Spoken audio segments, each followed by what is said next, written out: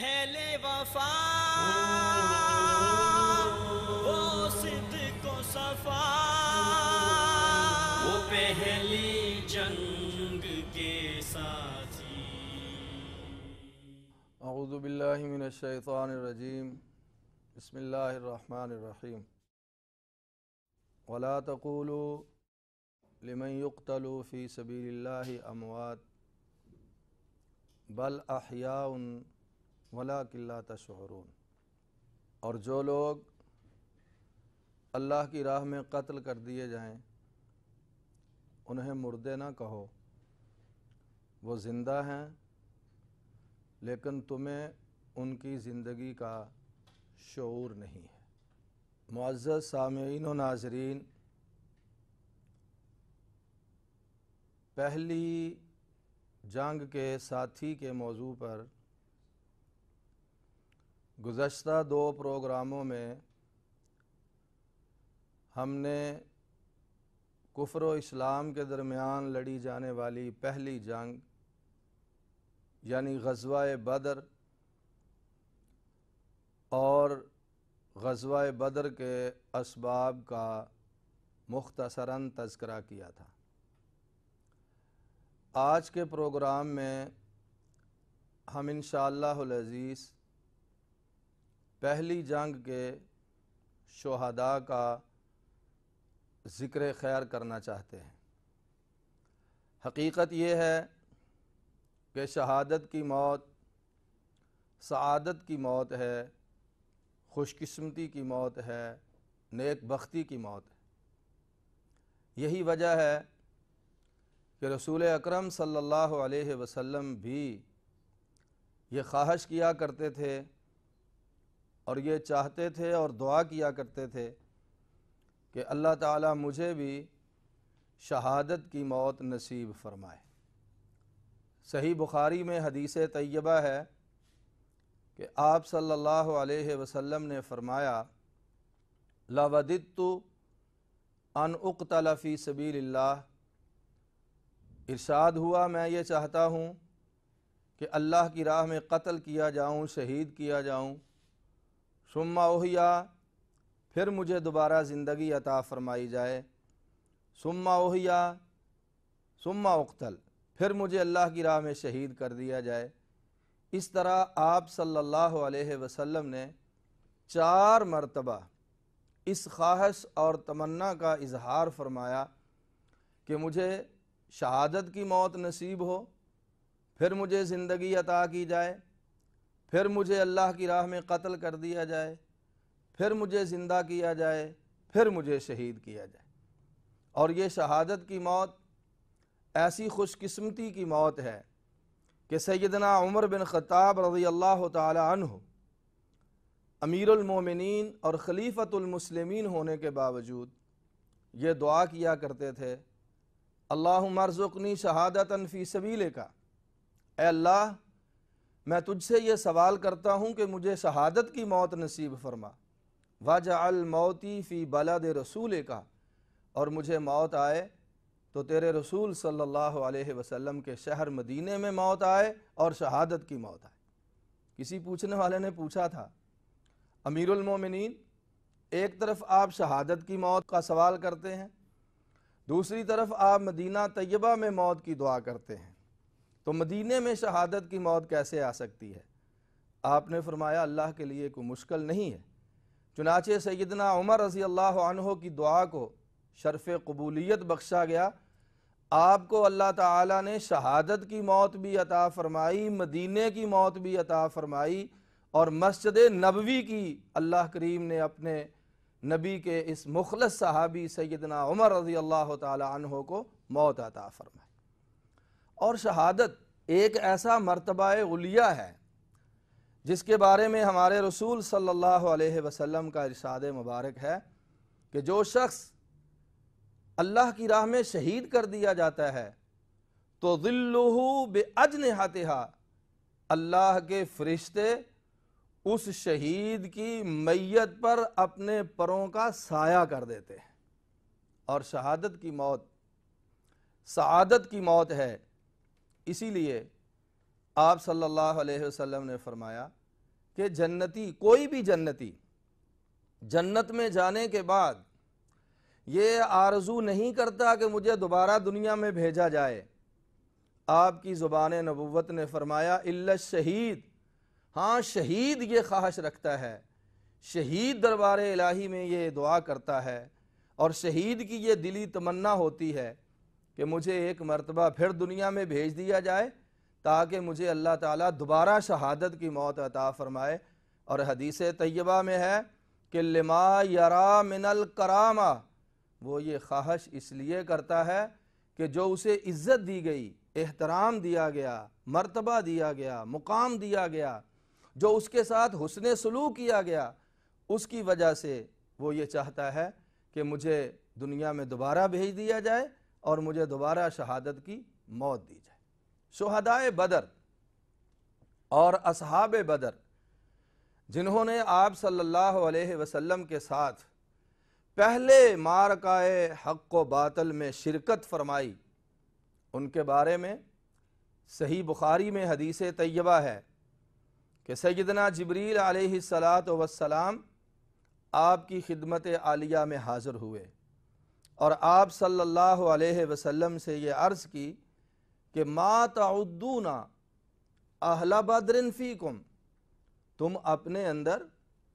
اہل بدر کے بارے میں کیا خیال رکھتے ہو، کیسا سمجھتے ہو ان کو، تمہارے ہاں اہل بدر اور شرکائے بدر کا مقام کیا ہے؟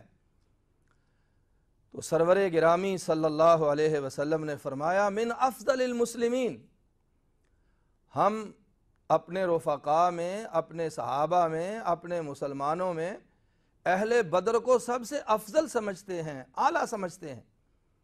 تو جناب جبریل علیہ السلام نے فرمایا وَكَذَلِكَ مَنْ شَهِدَ بَدْرًا مِّنَ الْمَلَائِكَةِ، اگر آپ ان انسانوں کو افضل سمجھتے ہیں جنہوں نے بدر میں شرکت فرمائی ہے، تو آسمان پہ اللہ کے ہاں وہ فرشتے بھی دوسرے فرشتوں سے افضل گردانے جاتے ہیں جنہوں نے میدان بدر میں حاضری دی ہے۔ یہ اہل بدر کا مقام ہے۔ اور سیدنا علی مرتضیٰ رضی اللہ تعالی عنہ کا ان سے مروی حدیث طیبہ بھی صحیح بخاری میں ہے کہ لعل اللہ اطلع علی اہل بدر، اللہ تعالی نے اہل بدر کی طرف توجہ فرمائی، ان کی طرف جھانکا، ان پہ نظر کرم اور نظر شفقت فرمائی اور ان سے کہا اعملوا ما شئتم فقد وجبت لکم الجنہ او قد غفرت لکم۔ صحابی فرماتے ہیں کہ اللہ تعالیٰ نے نبی کریم صلی اللہ علیہ وسلم کے ذریعے شرکائے بدر کو، یعنی پہلی جنگ کے ساتھیوں کو، یہ خوشخبری اور بشارت عطا فرمائی کہ اعملوا ما شئتم، آج کے بعد تم جو چاہو کرو، فقد وجبت لکم الجنہ، میں نے تمہارے لیے جنت کو واجب فرما دیا ہے۔ یا ایک روایت میں ہے کہ او قد غفرت لکم، اے شرکائے بدر، تم نے میرے رسول کی معیت میں پہلی جنگ میں شرکت فرمائی ہے، میں تم پہ اتنا راضی ہوا ہوں کہ میں نے تمہاری زندگی کے سارے گناہوں کو معاف فرما دیا ہے۔ یہ شرکائے بدر کی فضیلت ہے۔ اور مسند احمد کی روایت ہے، سیدنا جابر رضی اللہ عنہ فرماتے ہیں سرور گرامی صلی اللہ علیہ وسلم نے فرمایا کہ لن يدخل النار رجلا شاہد بدرا، وہ خوش نصیب اور سعادت مند جسے بدر میں حاضری کا موقع نصیب ہو گیا ہے، اسے اللہ تعالیٰ کسی صورت جہنم کے قریب بھی نہیں جانے دے گا۔ یہ وہ نبی کریم صلی اللہ علیہ وسلم کی پہلی جنگ کے ساتھی ہیں جن کی یہ عظمت ہے، جن کی یہ فضیلت ہے۔ اور ان میں سے جو لوگ اس جنگ میں مرتبہ شہادت پہ فائز ہوئے،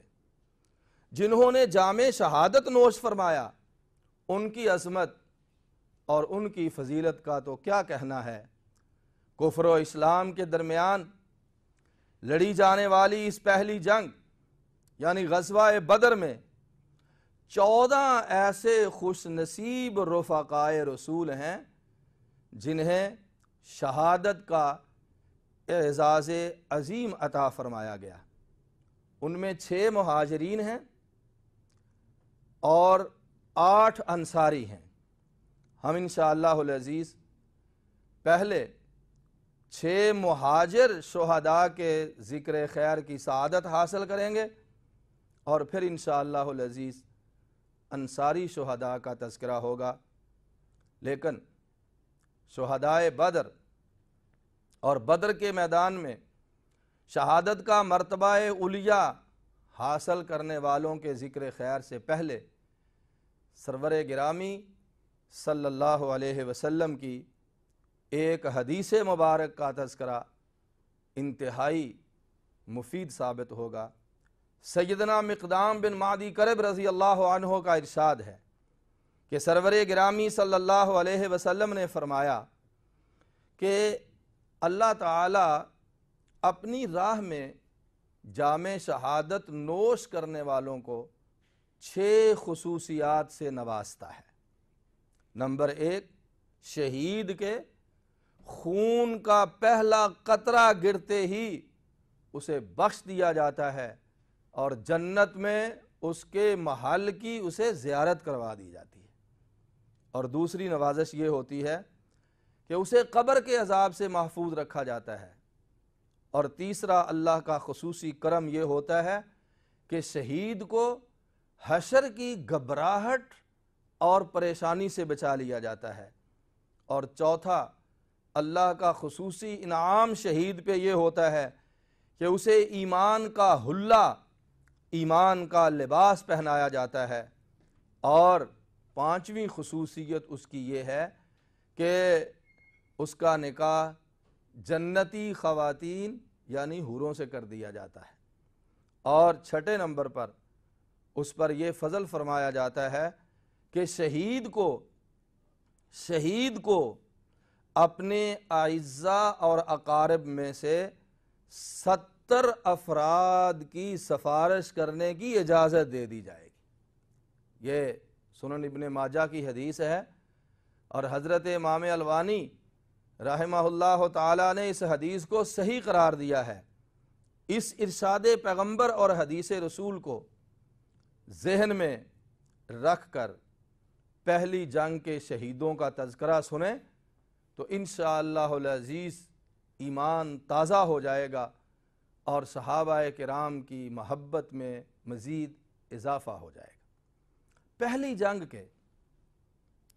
پہلے شہید ہونے کا اعزاز جس ہستی گرامی کو حاصل ہوا اس صحابی رسول کا نام جناب مہجہ بن صالح رضی اللہ تعالی عنہ ہے۔ آپ یمن کے کسی گاؤں کے باشندے تھے اور ڈاکوؤں کے ہاتھوں چڑھ کر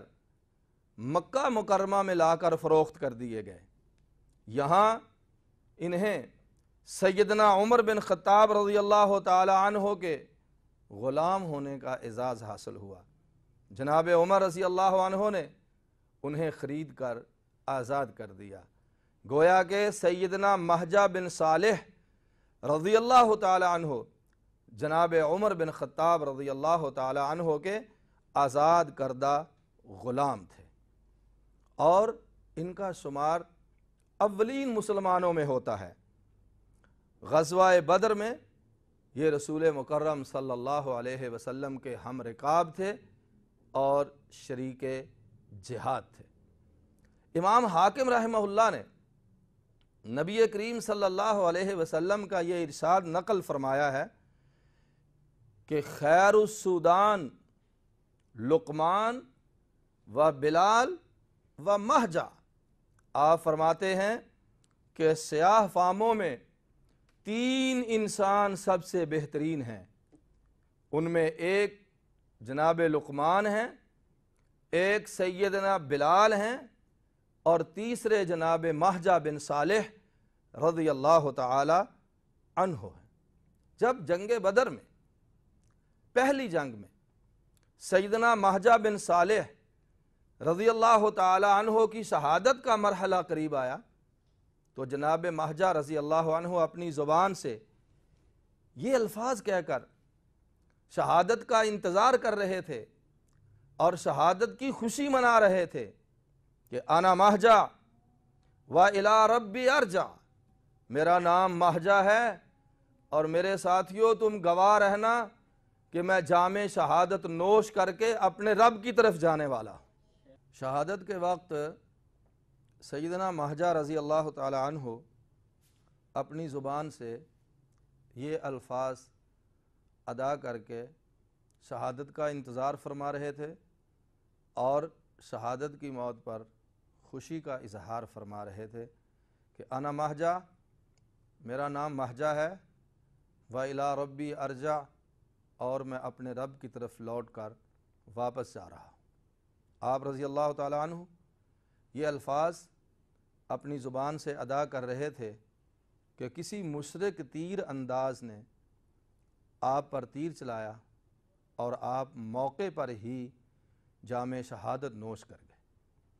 آپ صلی اللہ علیہ وسلم نے ان کی شہادت کی خبر سن کر فرمایا تھا یومئذ مہجا سید الشہداء، کہ یہ مہجا جو بظاہر آزاد کردہ غلام ہے لیکن اس کی شہادت کو اللہ نے قبول فرما لیا ہے، اور میں اعلان کرتا ہوں کہ بدر کے شہیدوں کی سرداری کا اعزاز حضرت مہجا رضی اللہ تعالی عنہ کو نصیب ہوا ہے۔ یہ اسلام کا نظام مساوات اور مساوات کا عملی اظہار ہے کہ ایک آزاد کردہ غلام کو زبان نبوت سے سید الشہداء کا عظیم لقب عطا فرمایا جا رہا ہے۔ پہلی جنگ میں دوسرے مہاجر شہید کا نام نامی اسم گرامی سیدنا عبیدہ بن حارث رضی اللہ تعالی عنہ ہے۔ آپ کا شمار بڑے جلیل القدر صحابہ کرام رضی اللہ عنہم میں ہوتا ہے، اور آپ صحابہ کرام میں شیخ المہاجرین کے لقب سے معروف تھے۔ مکی زندگی میں سیدنا بلال رضی اللہ تعالی عنہ آپ کے اسلامی بھائی تھے، جبکہ ہجرت مدینہ کے بعد رسول اکرم صلی اللہ علیہ وسلم نے حضرت عمیر بن حمام انصاری رضی اللہ تعالی عنہ کے ساتھ آپ کا رشتہ مواخات قائم فرمایا۔ آپ رضی اللہ تعالی عنہ غزوہ بدر میں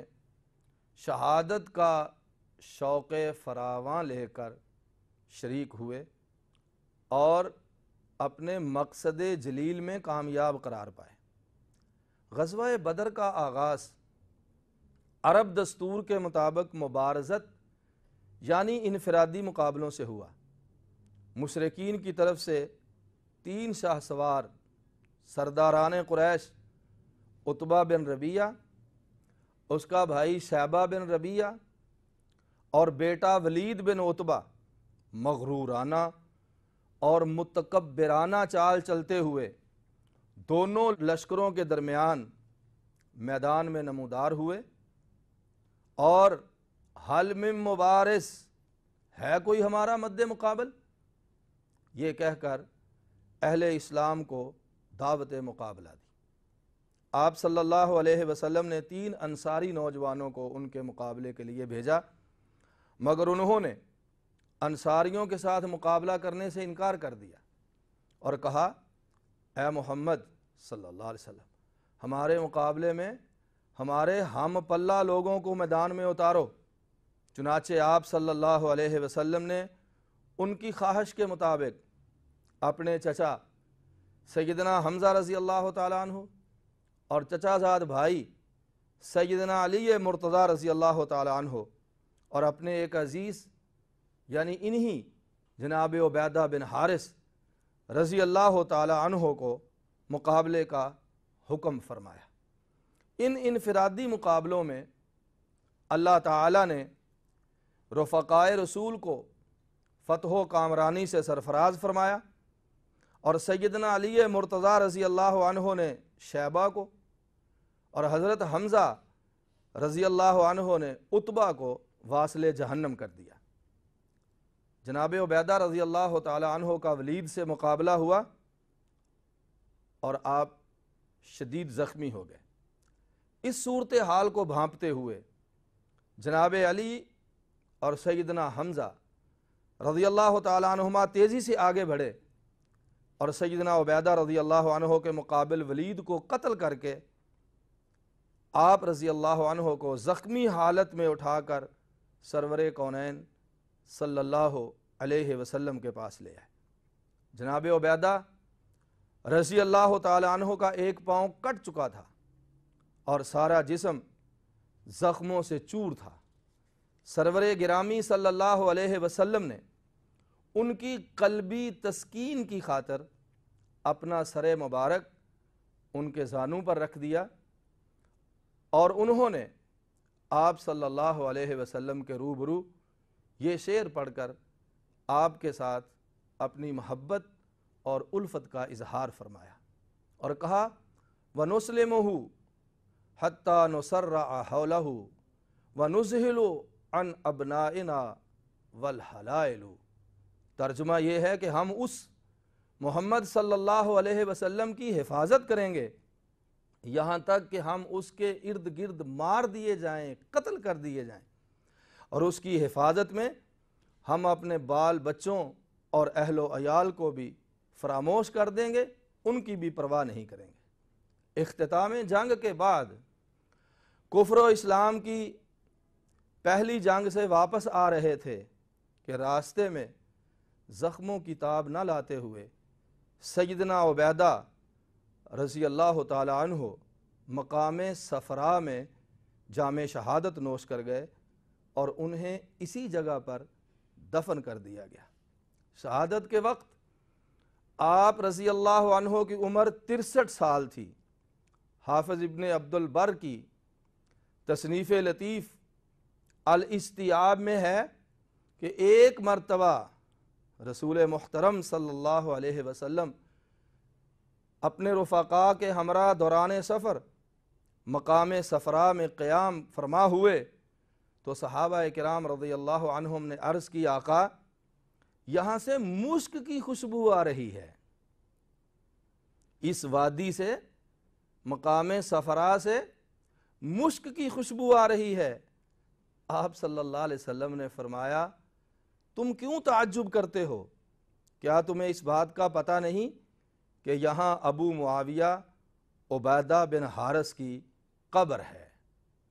بنا کردند خوش رسمے بخاک و خون غلطی دن، خدا رحمت کند این عاشقانے پاک تین ترا۔ اللہ تعالیٰ پہلی جنگ کے ان شہیدوں کے مرتبے میں اور زیادہ اضافہ فرمائے، آمین۔ وآخر دعوانا الحمدللہ رب العالمین۔ وہ اہل وفا، وہ صدق و صفا، وہ سچ کی بقا، تصدیق رضا، وہ راہ ہدا، وہ نور و ضیا، وہ رونق صبح و مسا، وہ پہلی جنگ کے ساتھی۔